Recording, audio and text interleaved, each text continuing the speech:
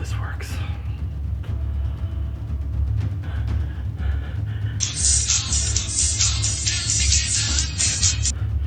Matt? Is that you? Jesse. Entropy figured out how to get in and out of the Shadow Realm. All we have to do is find each other and I can get you out. I can't leave. If I come out, it's gonna find me. What's gonna find you? One of my worst nightmares. It's getting closer. Oh God, Matt, it's getting closer. Okay, Jesse, do you remember my apartment? What? My apartment, Jesse. Do you remember my apartment? Yeah? So? Just think about it really hard. Think about how sometimes the toilet stops working and how there's no internet and how it's incredibly cramped and messy and the kitchen's too small and how incredibly hot it gets. Think about it, Jesse. Think about it hard.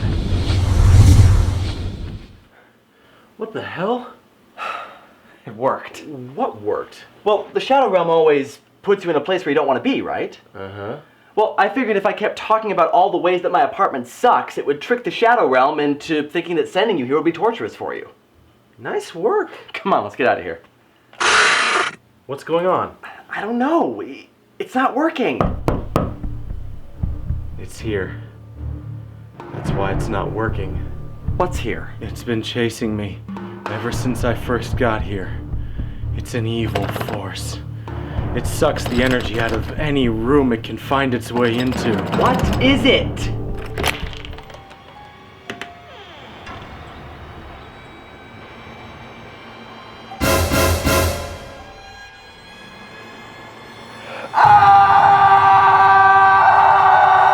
Code monkey, get up, get coffee. Code monkey, go to job. Code monkey, have boring meeting with boring manager Rob. Rob say code monkey very diligent, but his output stink.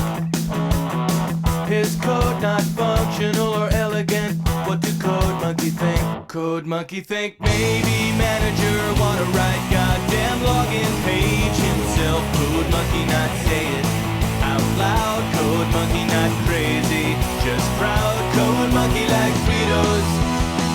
Code monkey like Tab and Mountain Dew. Code monkey, very simple man with big, warm, fuzzy secret heart. Code monkey like you. Code monkey like you.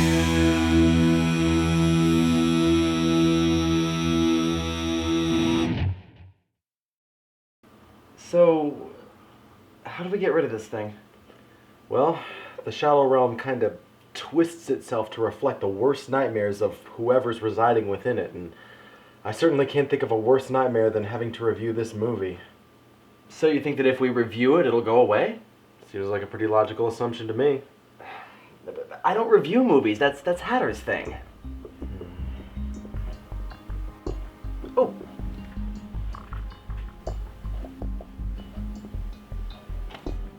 Try this.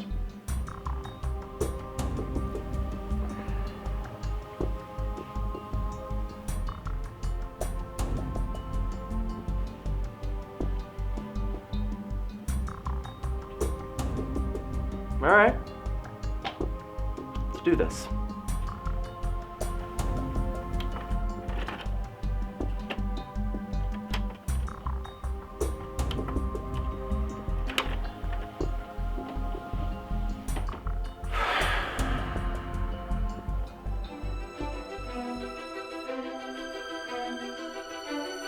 This is the story of 4 orphans brought together by fate. They didn't know it yet, but there was something greater in store for them. Something epic. Oh, good lord, this is tedious. Galadriel, you are not narration guy. Meet our first orphan, Lucy. She had been raised by a kindly old museum curator. Well, if she was raised by a museum curator, then she's not an orphan. Habeas corpus, e pluribus unum. The code, please. Your body, yeah, is in the shape of a letter. Really starting on a high note, aren't you, movie? So lame with the hair of Tom. Oh gee, they're making fun of Tom Hanks' hair in Da Vinci Code. 'Cause that's really freaking original. So it's pretty clear from the beginning that this is not going to be a smart satirical commentary on the genre of epic movies or a specific epic storyline. It's basically just going to be a collection of rejected SNL sketches. Matt, let's not give this movie too much credit. These are rejected Mad TV sketches. The second character we're introduced to is Edward, who's living in the Nacho Libre movie as written by Jack Black with a tire iron embedded in his skull. Now, for some reason, Edward is upset about being served a dead, rotting cat for lunch, so the monk serving him attempts to cheer him up.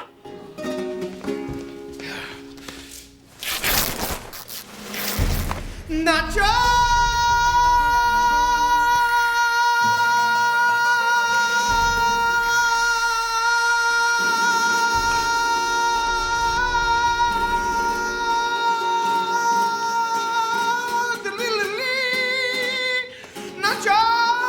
Okay, so they've pretty much just admitted at this point that their whole humor strategy in the scene is just to prance around the room going, "Ooh, look at me making my funny noises!" Cheese-flavored Doritos are delicious!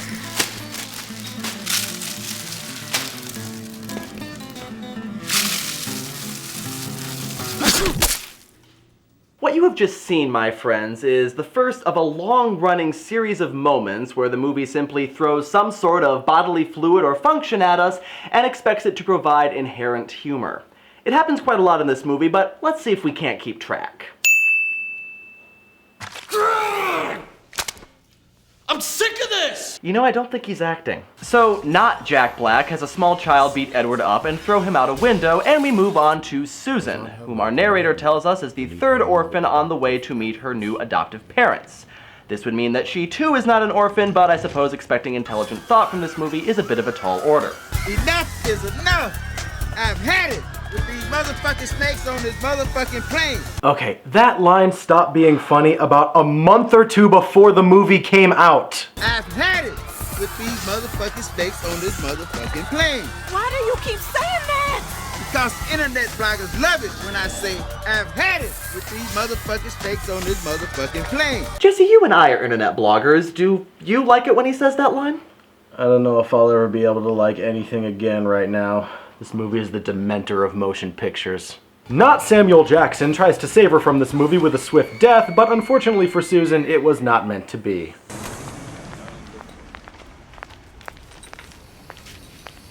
I'm so hot.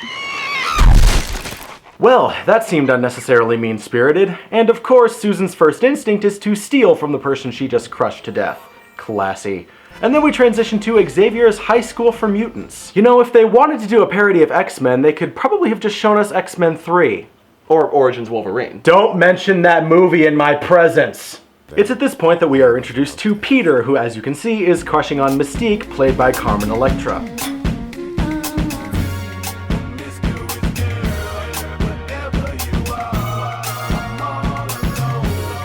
Yeah, way to work outside your comfort zone there, Carmen. So anyway, I was wondering, would you like to come to the homecoming dance with me?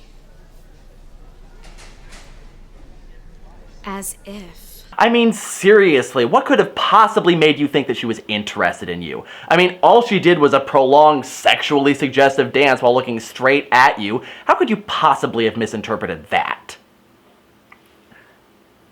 But alas, Peter finds himself the target of frequent bullying at the Mutant Academy.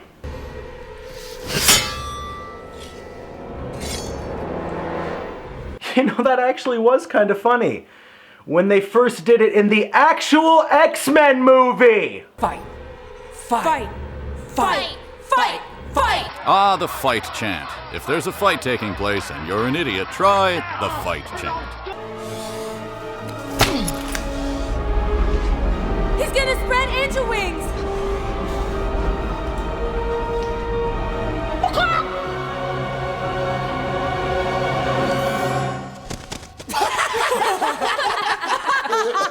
More like chicken wings. Thanks, because we didn't get that without you explaining it to us. So during each of their scenes, they collected golden tickets that invite them to Willy Wonka's factory for an epic adventure.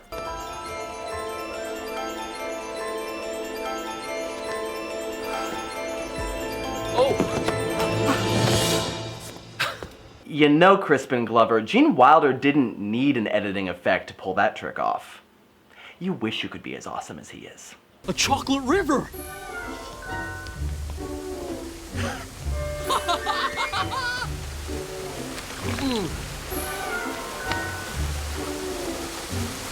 It's delicious. At this time, we would like to invite you to try and guess what the joke is going to be. Chocolate! That's actually the sewer line. Yeah. So after that, Willie informs them that they've been invited to the factory for the sole purpose of having pieces of themselves put into the candy. And yet somehow Johnny Depp's Wonka is still creepier. Let us out, freak! Let us out, freak. Jesse, Yeah? was that funny? Nope. Didn't think so. So yeah, apparently Willy Wonka's a cannibal now. Why did they feel it necessary to put this in the movie? Well, so that they could have these hilarious jokes. Burgerlicious definition make them boys go loco. They want my treasures so they get their pleasures from my photo. You can see me, you can't squeeze me. I'm easy, I ain't sleazy. I got teasers, wild teasing. Boys just come and go like seasons. Burgerlicious. It's hot, hot, it's so delicious. I put them boys on ride, it's so delicious. They want a taste of what I got. Did a 12-year-old write this? Personally, I'm more distracted by the fact that all of these organ removals don't seem to affect them in any way. I mean, hell, Susan is apparently capable of regrowing her entire head. Why us? Because we're 4 kids nobody would ever miss. Okay, so how exactly were they specially selected for this when 3 out of the 4 of them came upon their golden tickets completely by accident? Well, if I had to guess, I'd say because this movie is pure idiocy. We've got to get out of here. We gotta get out of here. I just said that. You just said that. Okay, is that gonna be Lucy's character thing? Repeating Susan's lines all the time? Because I gotta tell you, Epic Movie, most of us normal people stopped thinking that the whole stop copying me thing was funny around 2nd grade. So I guess they're being held prisoner in some corner of the factory or something, but they're not locked in the room or being watched by guards or anything really, and they go to hide as Willie comes after them. Because this movie can't focus on one thing for more than 2 minutes, parody number 6 makes its appearance as Lucy comes across a mysterious-looking wardrobe.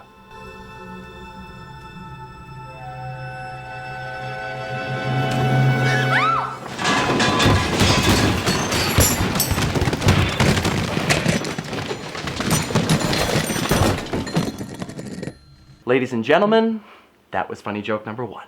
So Lucy travels to the magical land of Narnia, spelled with a G because they think they're oh so clever, and we get this scene.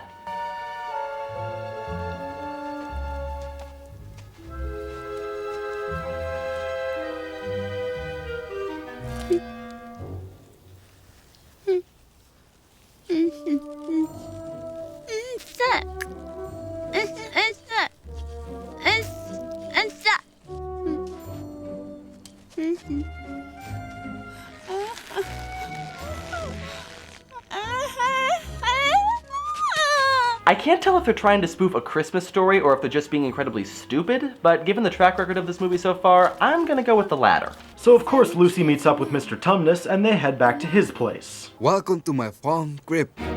It's good to be home. I got the boys outside in the front. Ah yes, Cribs, one of the great epic movies of our time. Seriously though, what the hell is the point of this scene? All I'm saying is that when you're the filler material in this movie, that is exceptionally sad.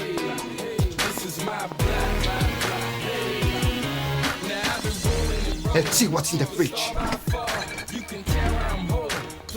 Always gotta have crystal. Say what's up to the honeys. Black, Latin, white combination of dimes. I don't want the whole world. Just the riches, honor, pleasure, and women of life is better, right? I don't want the whole world. The whole world. The whole world. Yeah. I don't want the whole world. You ain't a true player unless you got flat screens everywhere. In the toilet, when I'm taking a leak. Say hello to my little friends! You wanna play us? Okay, let's play! This is my favorite part.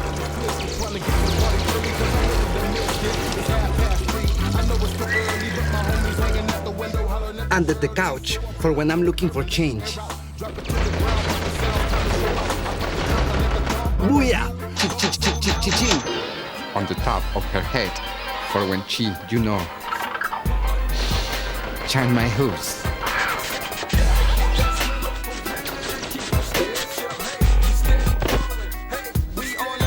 So, now you all seen my crib. So, get the hell out! Well, that was boring and unfunny. Please take this to remember me by.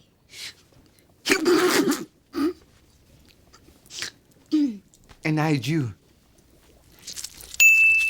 While that's going on, Edward also makes his way to the wardrobe. Lucy. Who lives here? Liberace? Yeah, because your target audience is totally going to get that joke. He then comes across a creatively named white bitch driving around in a motorized sled that they use for a brief The Fast and the Furious Tokyo Drift joke. Just go with it, it'll be over quicker.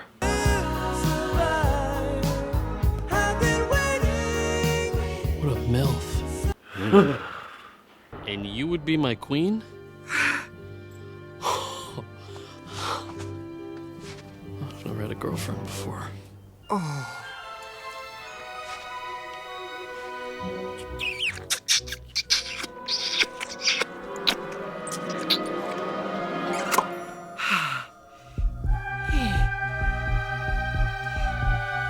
Okay, the joke here seems to be that she can give amazing oral sex, but I gotta tell ya, I don't want something like that happening to my joy department.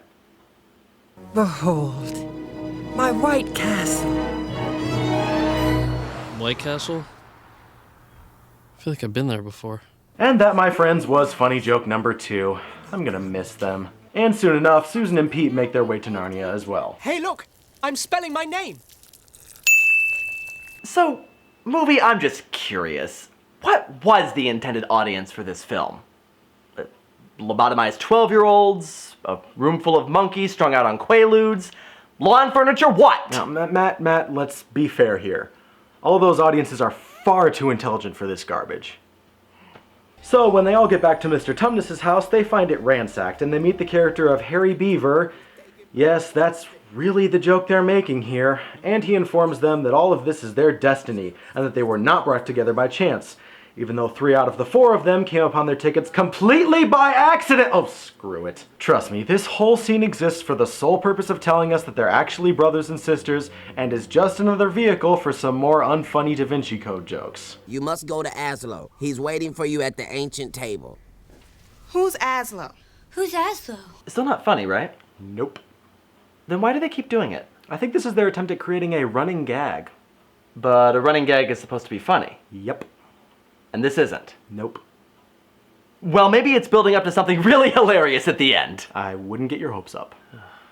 They then show us Edward, who's gone back to the white bitch's lair where she tells him that they're all a family. Why would she do that? Pure idiocy, remember? Right. So Edward refuses to tell her where the 3 others are heading, but then she shows him her boobs.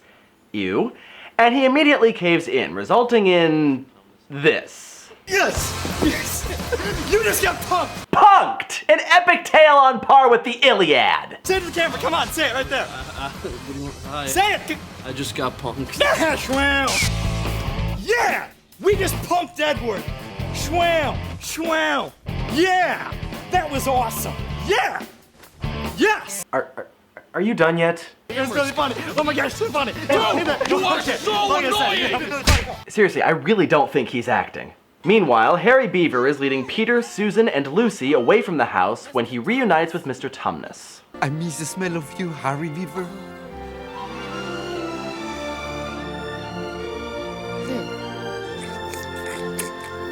So, what exactly is the joke here?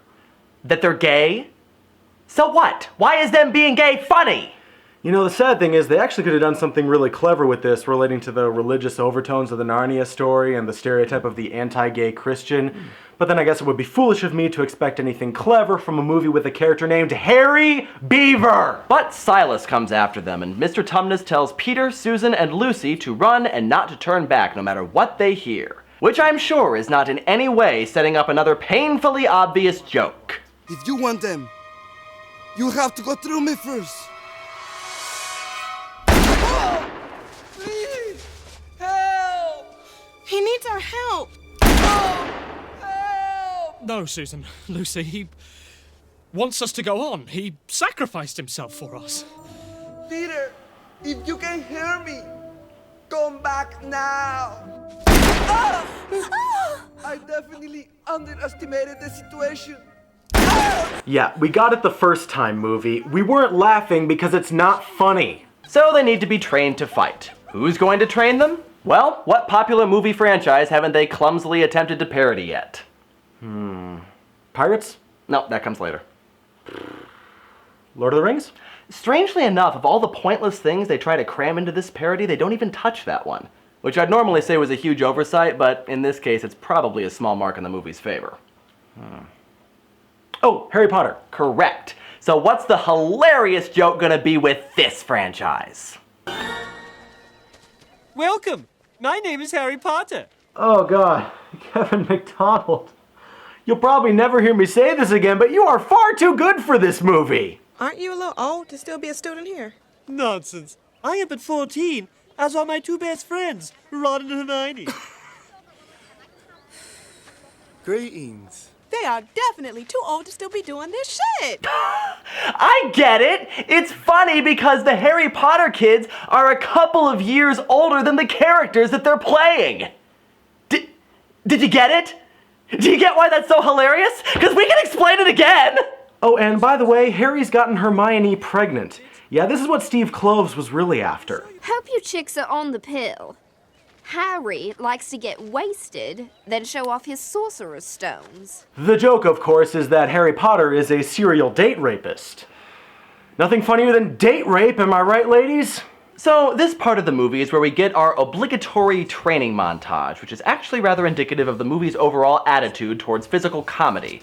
Arrow through the neck, painful herpes sores, and of course Hogwarts teachers being accidentally horribly murdered. Making pain amusing is a very specific talent that sadly this movie does not possess. Meanwhile, the white bitch is in the process of expositing her secret plan. I will start a series of earthquakes that will collapse all of Narnia and grow a new continent where only I and my followers will live. Yo, bitch, that's pretty much the plot of Superman Returns. Pretty much, yeah. You know, fourth wall humor isn't just pointing out the fact that you're in a movie. You have to do so in a clever way. It's an I am from Silas.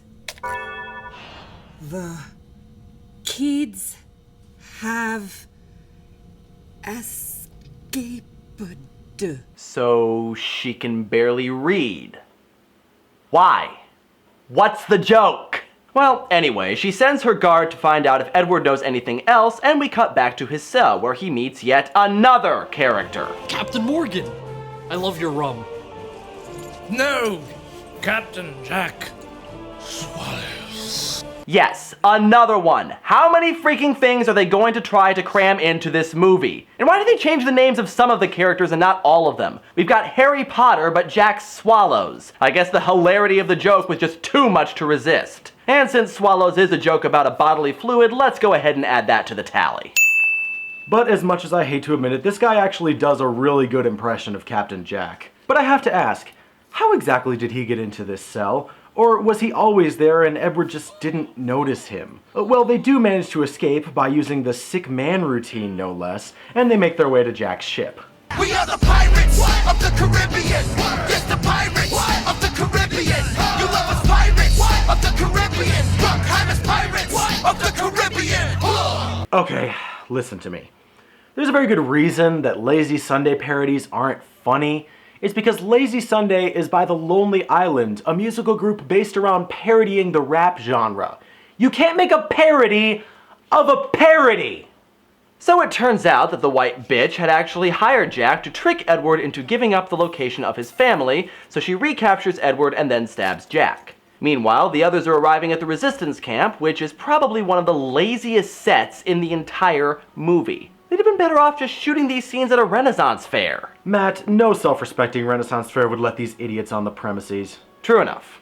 Well, our heroes encounter their many allies, like the elves, and James Bond, and a NASCAR pit crew, and Chewbacca, and Borat. Does this movie have ADD? It's here that they meet Aslo.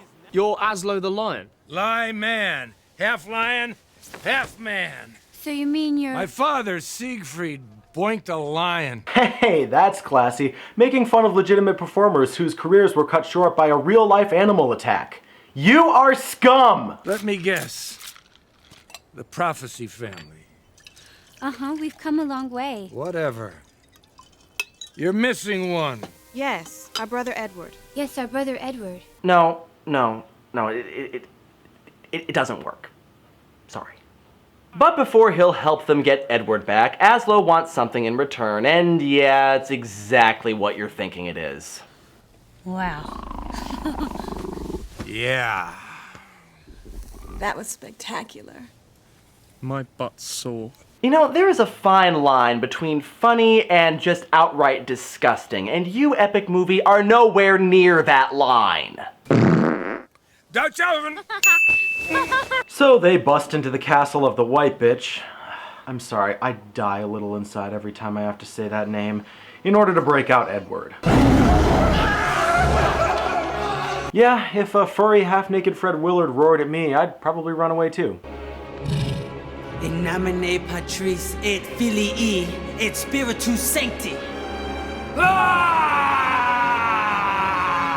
Yeah, this movie's definitely got ADD.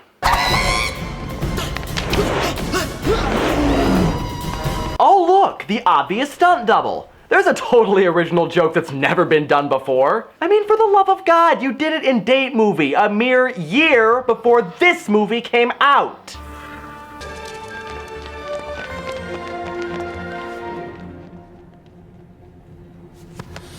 Goodbye, So where exactly did all those martial arts skills go? And for that matter, why don't the kids find out about Aslo being killed until they get back to camp? Did they just not notice that he wasn't following behind them? Jesse, if you thought Fred Willard was following you, would you turn around? Oh, right. Tomorrow we fight.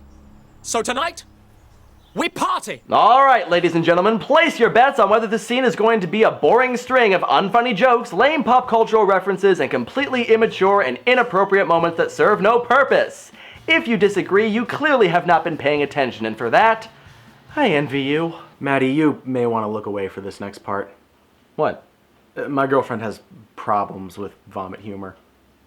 Yeah, definitely look away.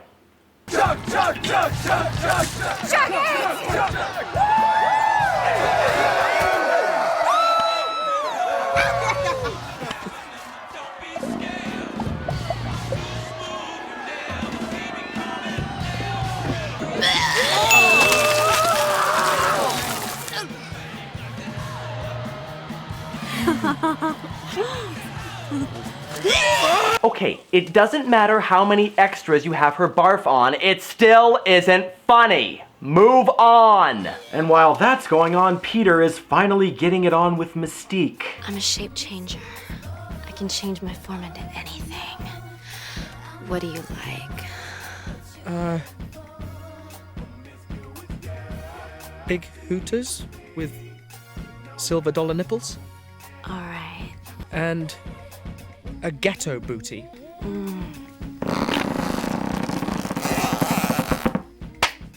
Badunkadunk. And a monobrow. Come again? Monobrow! King wants a monobrow! Okay. And big flabby grandma arms. Okay, this is just sad now. This is unbelievably tragic. This is someone taking out his sexual frustrations on this movie. This is someone trying to get back at the hot girl from high school because she wouldn't sleep with him. It's also really insulting to the 99.9% of women who don't have the unnatural bodily perfection of Mystique. Shame on you, Epic Movie. Shame on you. So the night finally passes and they go into battle the next morning. Unfortunately, they find themselves a teensy bit outnumbered. Where is everybody? Gee, I don't know, maybe it had something to do with Susan puking on everyone last night. So let me get this straight. One of their commanders puked on them, so in order to spite them, they've decided to let the evil queen's doomsday weapon destroy the entire world. Dumbest resistance movement ever. But it's pointless jokes to the rescue! Payback is a bitch! White bitch! You owe me your soul, Jack Swallows, and it's time to pay up. Wait, what? What the hell is going on?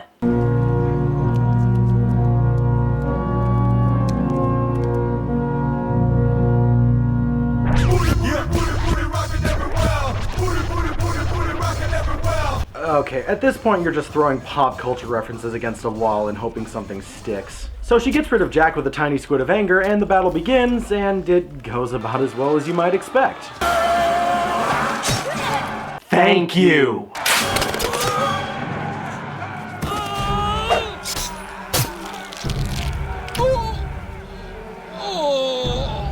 Take that, Kumar!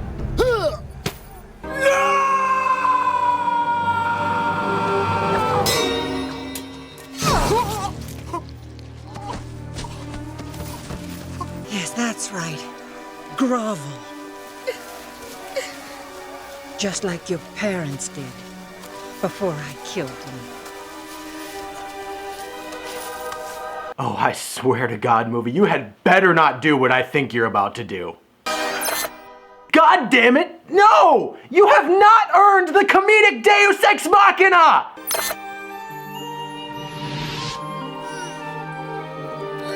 Is this really happening? Give me the remote control.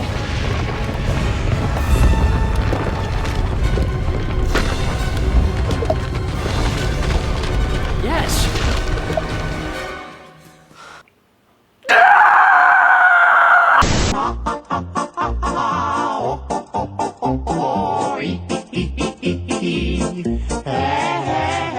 It's okay, Jesse. It's alright. Just eat the pot stickers. Everything's going to be fine. Okay. Okay, I know this isn't supposed to be taken seriously, but seriously? This isn't even trying to be a parody anymore, it's just epic laziness. So yeah, this goes pretty much how you'd expect. They kill everyone while they're helpless, but they decide to spare the queen, but she gets run over by the big wheel, and we're just about over at this point. Okay. Alright, I think I'm fine now. Oh, right, the ending. Okay, so everyone hails the four as the kings and queens of Narnia, even though the movie just got done telling us that everybody hates them because of the puking thing, and then they get old, and they're peeing on the snow, and then Peter says there's blood in his urine, which I'm counting as a separate joke, and then they find the wardrobe, and Lucy puts on the pee-covered coat. Is that another tally? You know what, screw it, I'm counting it. Oh, and by the way, you know that running gag with Lucy repeating Susan's lines? You know what it was building up to? It's the wardrobe. It's been so long. It's been so long. Nothing. Abso-freaking-lutely nothing. It's the same joke every single time. Wait. Seriously? Mm-hmm. They wasted all that time for that? Uh-huh. Give me a pot sticker. So then they come through the wardrobe, they're young again, and this happens. You did it! You make a movie film have happy ending. Not. And way to end your movie on a high note. Just freaking high notes all around. This movie is absolute shit, made by people with only the smallest understanding of what constitutes a good parody. It fails on every level. It's not funny, not smart, and not even particularly interesting. It's nothing more than a collection of lame jokes that everyone's already made, completely random moments that would even make Monty Python go WTF, and the misperception that anything having to do with disgusting bodily functions is automatically funny. The film quite clearly thinks nothing of the perceptiveness of its target audience, and in that regard I guess we have something in common. It consistently takes great pains to either calmly explain its own jokes, or simply repeat them ad nauseum. The degree to which this movie insults your intelligence is nothing short of amazing. With every passing second, it gets dumber and dumber and dumber. It's almost as if the movie is trying to distract you from how pissed off you are by just pissing you off to an even greater degree. It's violent, it's pointless, it's incredibly mean-spirited, and it is an insult to the very concepts of parody and satire. It is one of the absolute worst movies either of us have ever seen, and it has managed to hit the bottom of the barrel. That's right, we are awarding this movie the ever-elusive rating of less than worthless. Enjoy collecting dust at the bottom of the bargain bin, you god-awful pile of crap. Hey, it's gone. Man, it's a good thing these things still work in the Shadow Realm, huh? Yeah. Well, is it working again? Yeah, I think so. What was that? Shh. It's in the kitchen.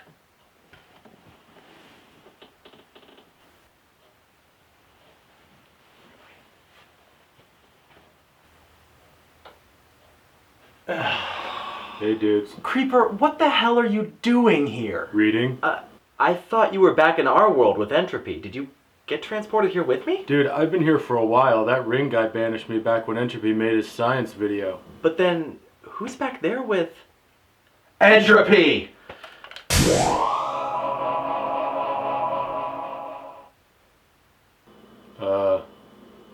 Dudes?